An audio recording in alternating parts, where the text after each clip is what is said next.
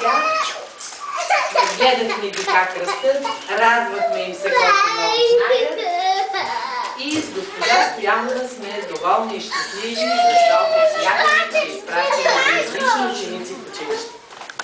На добър час на децата, да не забравяте от време на време за детската градина да ни се обаждате. На добър час и на родителите. До сега беше по-лесно. В детската градина бяхте. Сега става по-сложно, но вие ще се оправите с тези деца. Радвам се, предполагам и вие сте щастливи, че имате такива добри, умни, изпитани дечици.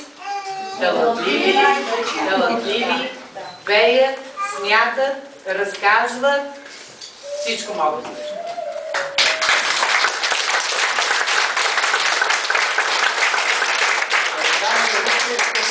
Това беше концерта по случай завършването на децата на четвърта група.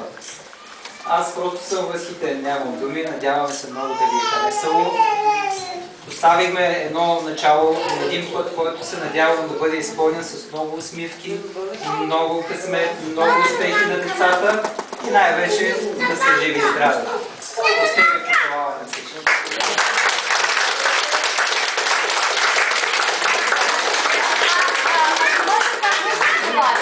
Извинявайте за грешките, които допускахме, но ние сме много превъзбудени.